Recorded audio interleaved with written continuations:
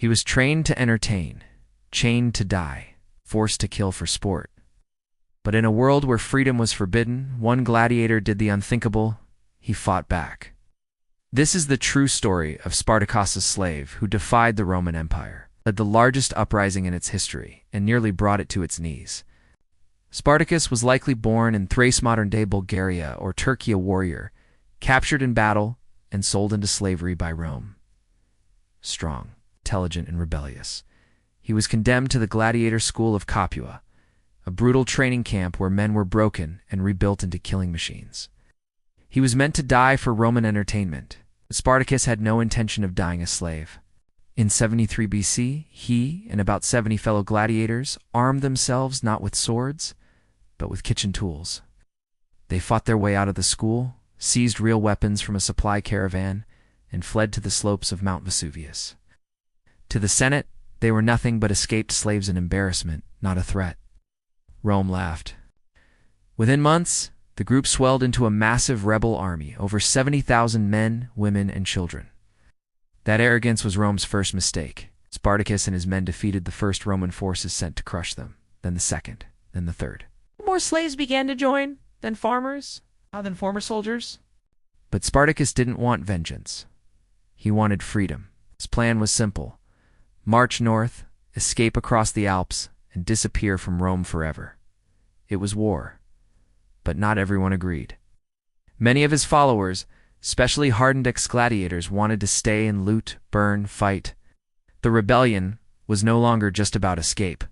He made a deal with pirates for ships. But the pirates took his money and vanished. So Spartacus adapted. At one point, he tricked the Roman army into surrounding an empty camp, while he scaled down a cliff and escaped behind them. He proved to be a brilliant strategist, outmaneuvering Roman generals using guerrilla tactics, ambushes, even deception. Spartacus, realizing this was his last chance, gathered his men for one last charge. The Senate panicked. They sent one of their richest and most ruthless politicians, Marcus Licinius Crassus. He rebuilt the Roman forces, restored discipline with horrific punishments including decimation, where every 10th soldier was executed, and marched south. Spartacus, realizing the net was closing, tried again to flee to Sicily. Trapped in southern Italy, Spartacus prepared for a final stand.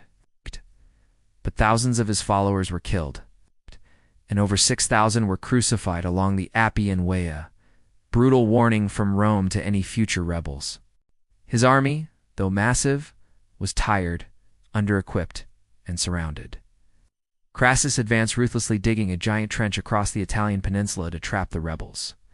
Still, Spartacus wouldn't surrender. In 71 BC, the rebels broke through part of the Roman line.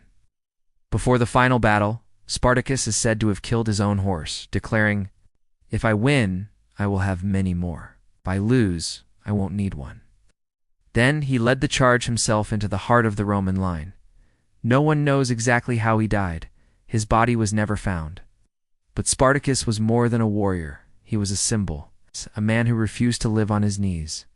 He had no titles, no crown, no army until he built one.